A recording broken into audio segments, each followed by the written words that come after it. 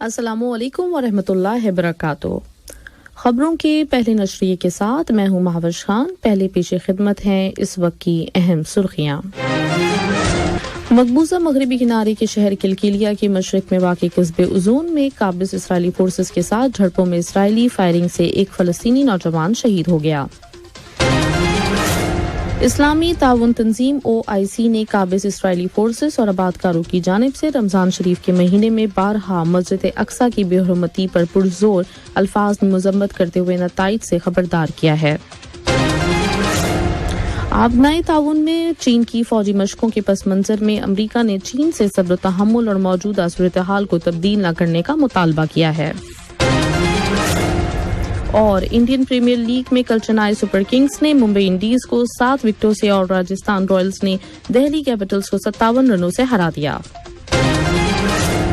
ये थी अहम खबरों की सुर्खियां और अब पेश खिदमत है उर्दू रेडियो FM 107 से आज का पहला मुफस्सल नशरिया। बिस्मिल्लाहिर्रहमानिर्रहीम।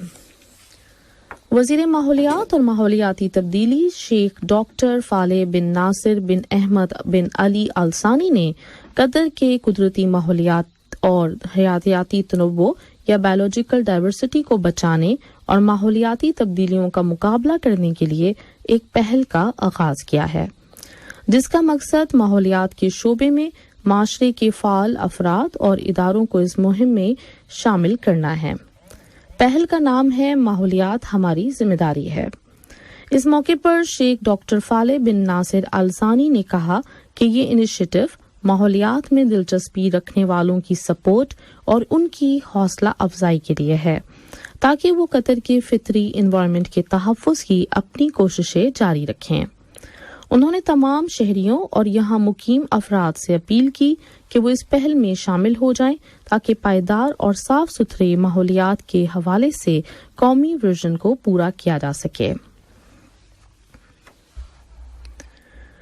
वज़ारत औक़ाफ़ व इस्लामी उमूर के शोबे ज़कात ने मुसलमानों से अपील की है कि वो जल्द अज जल्द अपना और अपने ज़ेर कफ़ालत अफराद का सदक़ा फ़ितर निकाल दें।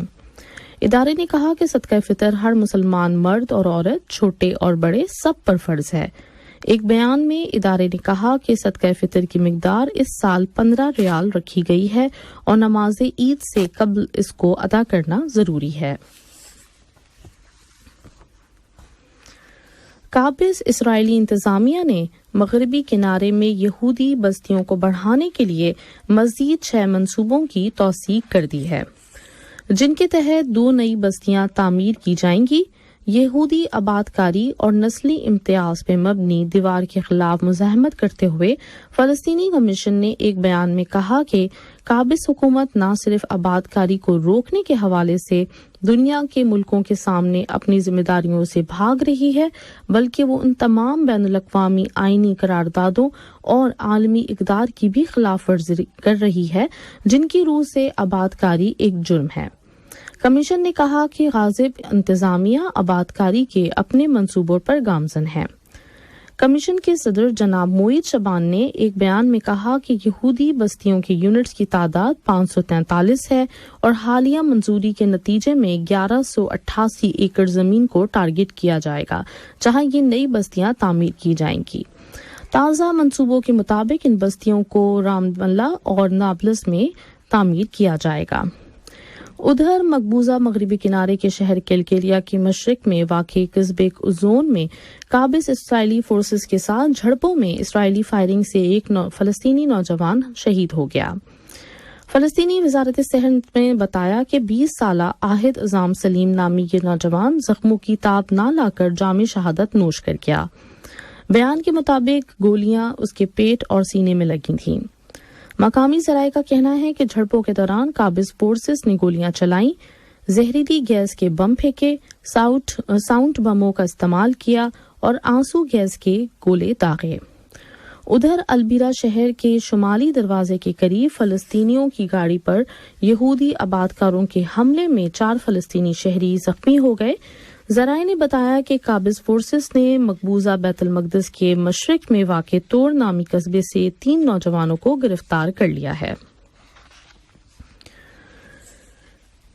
اسلامی تعاون تنظیم کی ایگزیکٹو کمیٹی نے مسئلہ فلسطین اور بیت المقدس کے حوالے سے تنظیم سے جاری کردہ تمام قراردادوں کو دہراتے ہوئے کہا ہے کہ مسئلہ فلسطین امت کا مرکزی مسئلہ ہے اور بیت المقدس اور دیگر مقدس مقامات کے ساتھ پوری دنیا کے مسلمان جڑے ہوئے ہیں کیونکہ مسجد اقصی مسلمانوں کا قبلہ اول اور تیسرا حرم ہے۔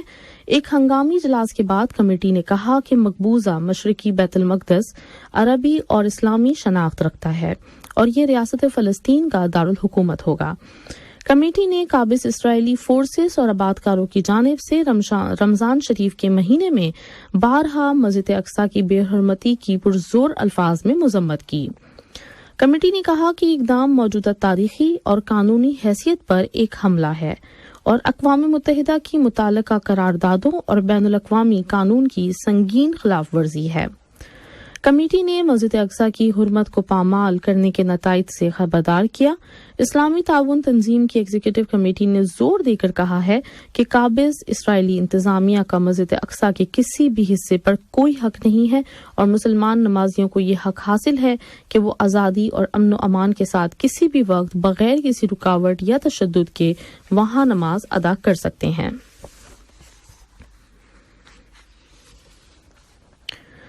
سعودی عرب کی ایک ٹیکنیکل ٹیم ایران میں سعودی قونصل خانے کو دوبارہ کھولنے کے طریقہ کار پر تبادلہ خیال کرنے کے لیے ایرانی دارالحکومت تہران کے دورے پر ہے۔ ناصر بن اوس الغنوم کی قیادت میں سعودی وفد نے ایران کی وزارت خارجہ میں پروٹوکول کے ڈائریکٹر جناب ہناردوست سے ملاقات کی۔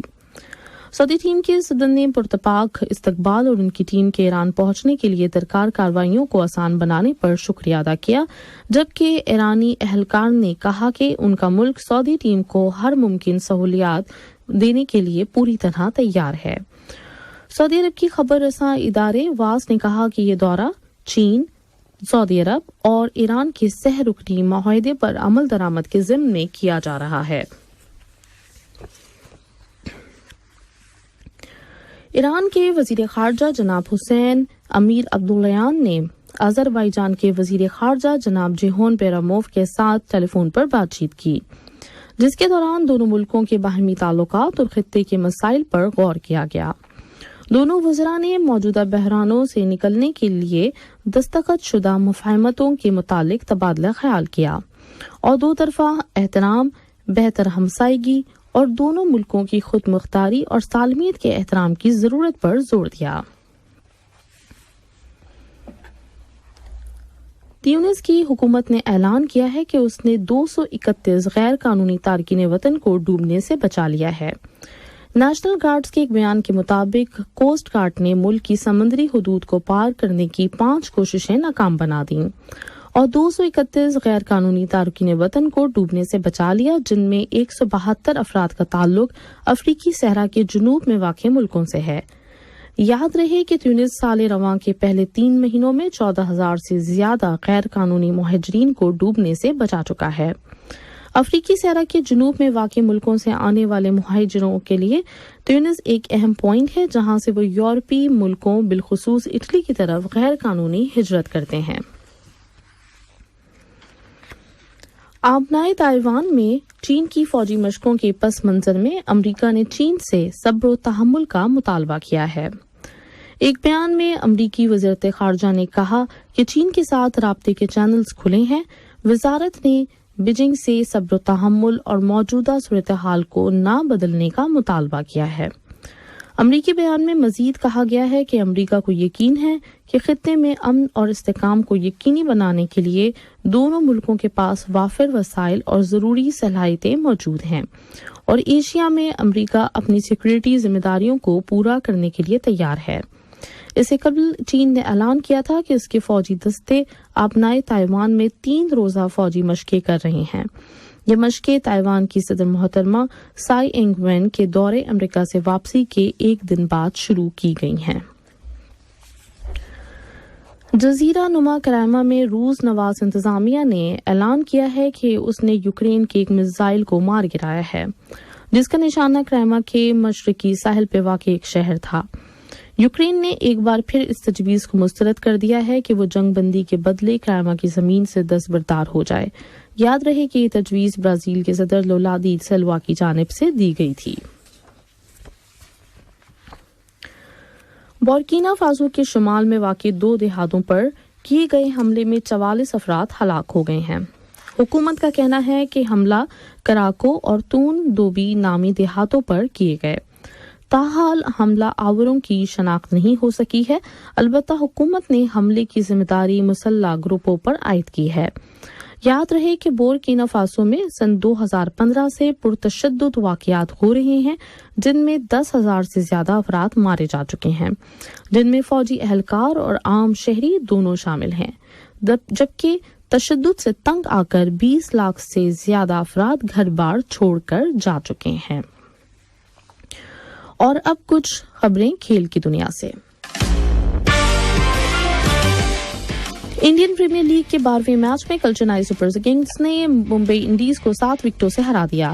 یہ مقابلہ ممبئی کے وانکھیڑے اسٹیڈیم میں کھیلا گیا۔ میزبان ٹیم ممبئی انڈیز نے پہلے کھیلتے ہوئے مقررہ 20 اوور میں 8 وکٹوں پر 157 رنز اسکور کیے۔ ایشان کشن اور ٹیم ڈیوڈ نے بالترتیب 32 اور 31 رنز بنائے۔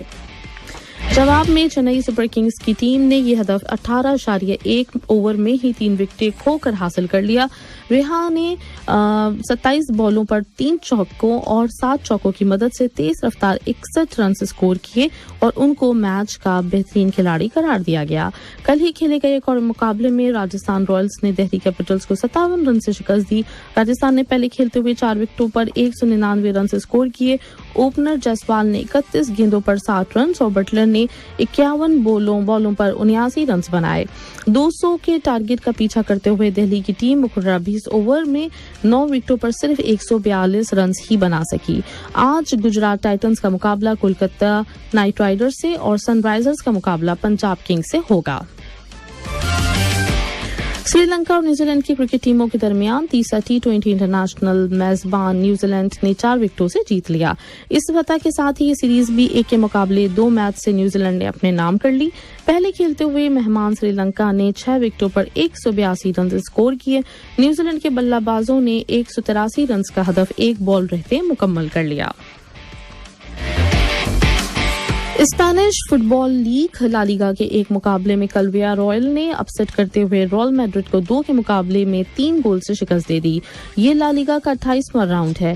اس شکست کے بعد ریال میڈرڈ کے پوائنٹ 59 ہیں اور وہ دوسرے نمبر پر ہے، جبکہ 47 پوائنٹ کے ساتھ ویا رائل اب 5ویں نمبر پر آ گیا ہے۔ بارسلونا 71 پوائنٹس کے ساتھ پوائنٹ ٹیبل پر ٹاپ پوزیشن پر ہے۔ اسلام آباد پولیس نے نیوزی لینڈ کرکٹ ٹیم کے دورہ پاکستان کے دوران ٹیم کو سیکورٹی فراہم کرنے سے معذرت کر لی ہے اور کہا ہے کہ اسلام آباد پولیس کو سیکورٹی کے لیے درکار وسائل مہیا نہیں کیے گئے ہیں۔